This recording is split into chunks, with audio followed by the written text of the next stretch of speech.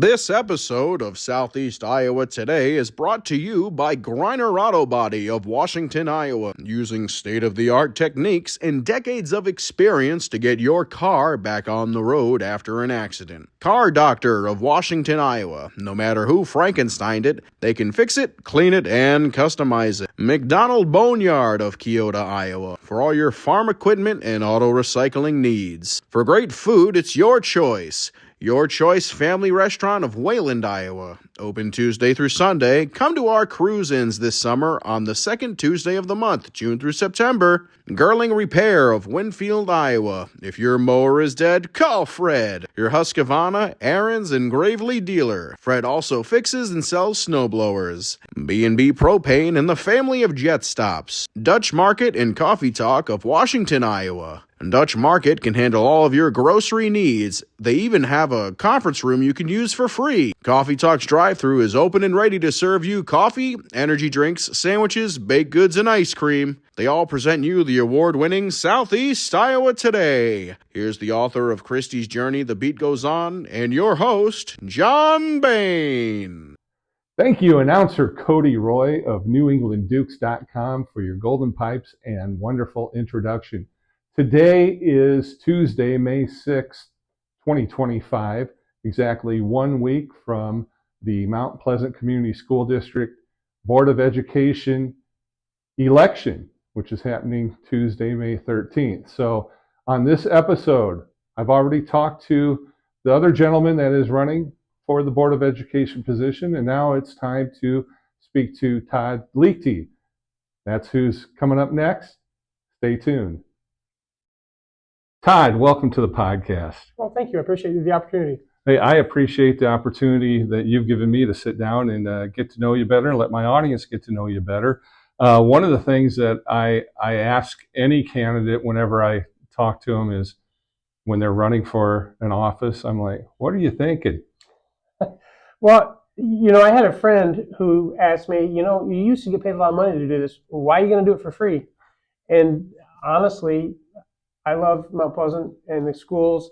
I know there's a lot of things going on, and knowing some background, I think would be helpful in this position. So I just want to be helpful. Okay. I have you, the first time you appeared on this podcast, unbeknownst to you at the time that when I was recording it, that was probably what it's going to be used for, was at the candidate forum. You were there at the school board, put the candidate forum on with the chamber and KILJ radio at Mount Pleasant High School. So I know some of these answers already, but someone that might not have been there or has seen the podcast may not know. So that's why I might ask some questions that some of the viewers and listeners already might have the answer to, but it also gives a chance for everybody to be on the same page. Kind of give us your background as what you've done before you've been candidate for Mount Pleasant Community School District Board of Education. Well, I was born and raised in Mount Pleasant. I graduated from Mount Pleasant High School in 1979. Went to University of Northern Iowa. From there, I got a degree in biology education. Started teaching. I taught in Davis County, New London, and Fairfield. Spent 14 years teaching, and then I became a school administrator after I went back to the University of Iowa. And so in 1998, I became a principal. I did that for 23 years, and then got my superintendent license, and I went north to be a superintendent. My intent was to be there at least 5 years. Some things have happened here at home that I feel I need to be home for. So I moved back to the community in July of last year, and have been kind of paying attention to what's going on, and I know that people aren't happy. And so with an educational background and the experience of being a superintendent and working with a school board, I have a good understanding of what goes on, and I thought that might be helpful. Very good. Now, as far as did you get the bug? Is that why you decided to run, or you're like, hey, I need to be in the education field still? Well, like I said, I retired, Mm-hmm. And I miss the kids. I miss those things. I want to be involved, and I think the community needs. I'm not saying they need me, but They need someone who's involved and engaged and willing to talk to them. And I think there are a lot of questions that people have that need honest answers. I don't know the answers to a lot of my questions. I'm sure that they've been discussed and they've been talked about, but when I talk to people in the community, they don't seem to know the answers either. What were some of those questions? Well, first off, I think the purchase of the Wesleyan property was absolutely fantastic. But if you're going to put an elementary there, don't have anything against that. But why add on to Van Allen when we have Lathan and Harlan sitting there that they're looking at vacating? Are those buildings not up to code? Do they have needs that would cost more than the benefit would be? So the cost benefit analysis, I haven't done that. I don't know. Mm-hmm. And so is that why they want to add on to the West End buildings? Is that why they want to add on to Van Allen? So questions like that, I have those questions. I think people want to know. I mean, you're talking about $40 million, which is a lot of money in this community. So a lot of money in any community. Well, yeah. Well, Cedar Falls just put up a new high school, which was $125 million. So they're just showing off. Well, they have a lot larger population, so obviously it's going to cost more. But it's a lot of money, and so if we're going to spend that much taxpayer money, we need to have solid answers as to why we're not going to use the buildings that we currently have. Very good. And one of the things that I've said about the school board, the amount of money that is handled by the board, I mean, it's a major business. Yes. Oh, I would guess that the school district is the largest employer in the county. Yeah, I would think so. Some of the ideas that you might bring to the table because based on the survey, when they were sharing some of the results of the survey recently for the bond referendum in the school district, one of the things that came to the top that seemed that people were really concerned with is a lack of transparency by the board. Now, is that really a true issue, or is that uninformed survey takers who feel like there's no transparency because they were suddenly made aware of something that they might not have been paying attention to? I don't know the answer one way or another. I'm guessing it's probably some of all that. The district has the finance committee, the site committee, and there's another committee that comes to my mind right now. But you have those committee meetings, and they discuss a lot of things that are going to happen at the board meeting, and then on the board meeting, and they happen on the week before the board meeting, and then you have the board meeting, and they've already talked about it. Now, those meetings are open to the public. The public can go, but then on Monday night, they make a motion, they approve, they disapprove, and they've already talked about it. And I'm not sure that the level of conversation that happens at the board meeting. And so, is there an opportunity to present more information? Well, there's always that opportunity. So how do we as a community get information? How does the board present the information?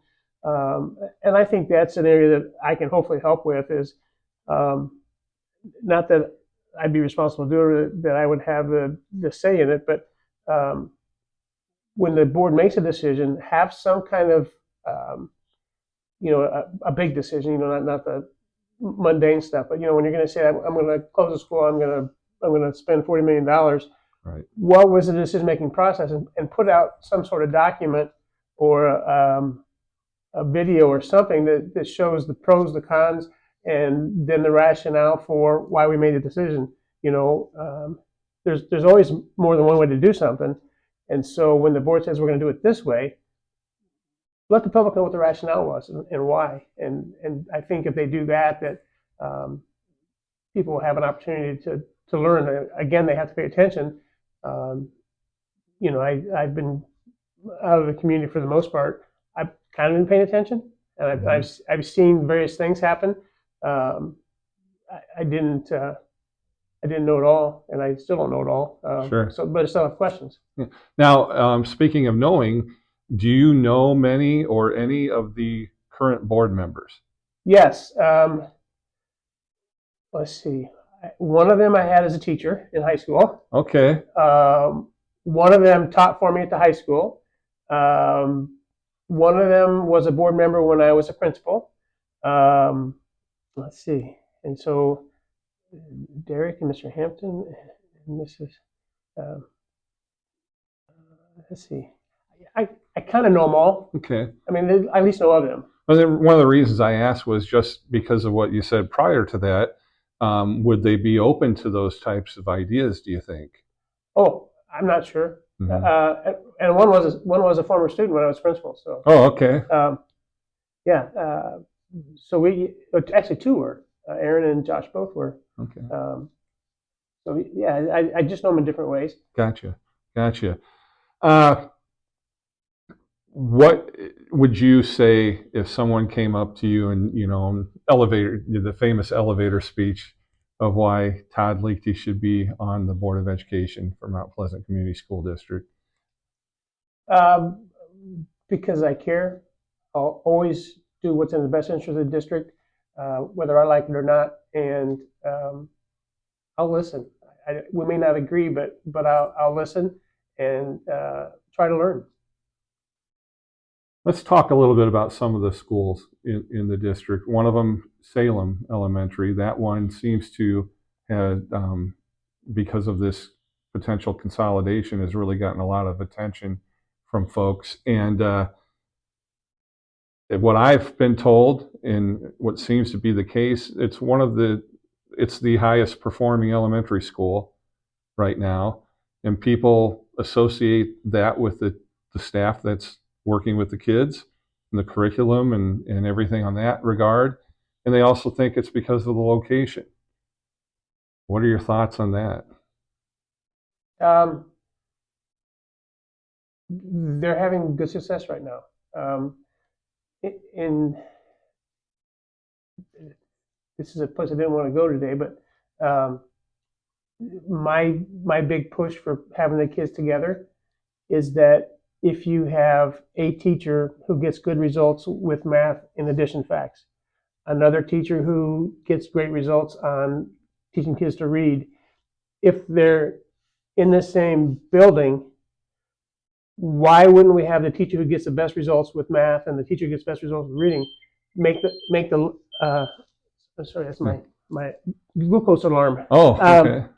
If you have the teacher who gets the best results and they're all in the same building, why wouldn't that teacher plan the lessons for everybody and teach everybody how to teach those lessons so that every kid in the district gets the same lesson from who gets the best results? And so if we track that data and we know who those people are, then we do that.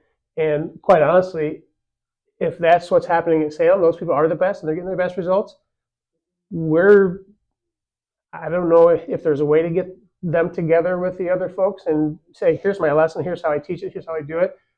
But I think that's something that has to happen. We have to take our best people at what they're best at, and they're probably not best at everything. Right. But we find out what they're the best at, and then we have every kid get the same experience from the person who gets the best results.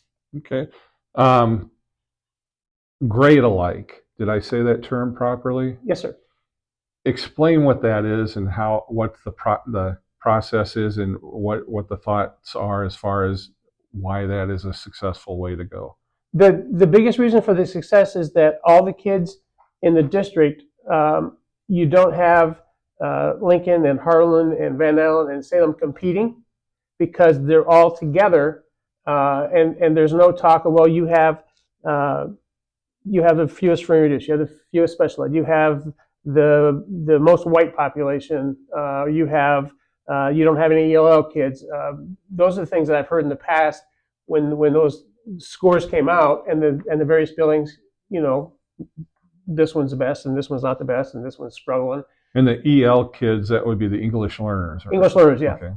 Okay. And honestly, those kids get tested a lot. They take the ELPA test and they take the Iowa test. And sometimes it's, they have the Iowa test in Spanish, but they don't have it in Russian or Italian or French. So, it's not always a fair assessment, but they're required to take it.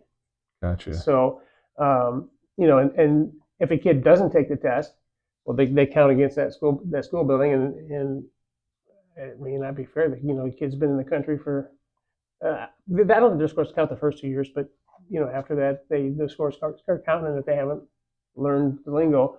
But so by keeping them together, you get rid of the infighting, and you give the teachers the opportunity to take the person who does the best and have that person present or give the lessons to everybody. Say, this is the way I teach it. This is why I get good results. And so then, we don't have a bunch of independent contractors. We have a group that's unified, working together, using what is the best stuff at Mount Pleasant Community Schools. Now, I'll try to make this a fair question because I know that you haven't been in the area, for a large amount of time recently, but is there a competition like that between the school buildings? I mean, is it because, I don't know the ins and outs and inner workings of a school, although my wife currently is a substitute secretary for the Davenport School District. And right now she's currently at one of the elementaries and been there for a few months. And holy cow, the things that she sees and witnesses every day, everybody that works there deserves a medal.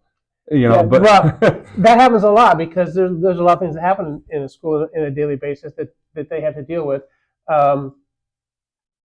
It's hard for me to say about the competition because my wife and I can't play board games and things together very often because I'm so competitive. And so I can tell you that in the past, the principal at the high school was very competitive and watched his scores against the other buildings religiously. Mm-hmm. And my guess is that the other principals were comparing themselves to the other buildings as well. So yeah, there's always been a little bit of competition there. And really, that's ultimately, looking from the outside looking in, I would think that'd be a good thing, that there'd be some competition, because that competition makes the cream rise to the top. The good in most cases. Yeah, and that's the one thing. If they're all in the same building, then the dynamics are the same for everybody, and so there you can truly measure. The group, the demographics are the same. I mean, you've got the entire group, and they're mixed up and jumbled up, and so yeah, then you're looking for the best classroom, and you find the person who gets the best results, and you say, okay, what'd you do? Person who got second best results, what'd you do? The person who didn't get very good results at all. So what did you do that didn't work? And so we stopped doing that and started doing these things. Right. Today is Tuesday, May 6th, 2025. Exactly 7 days from today is May 13th, and that's the election. People are going to the polls. People are going to the polls. Let's say things go your way, you get the most votes, and you are now a new school board member. What is the first thing that Todd Liechty does to jump into the deep end of the pool? I ask for information. I ask, I don't know what the board has. I ask for whatever they've been given to make those decisions with. I want to see it. I want to see that information. I don't know what's public purview, what's not.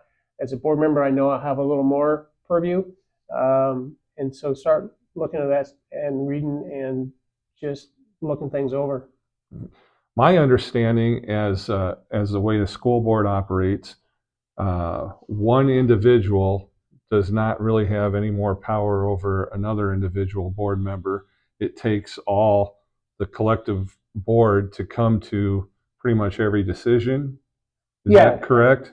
As a board member, you're 1 out of 7, and so if I'm elected, I would have 1 vote out of the 7, and I have every opportunity to discuss the decision. I have opportunities to make my feelings known. I can provide the rationale that I use to make that thing, and either convince people or don't convince people. But then when it comes down to the decisions are made by the 7, and once the decision is made, then that's the direction the district takes. Okay.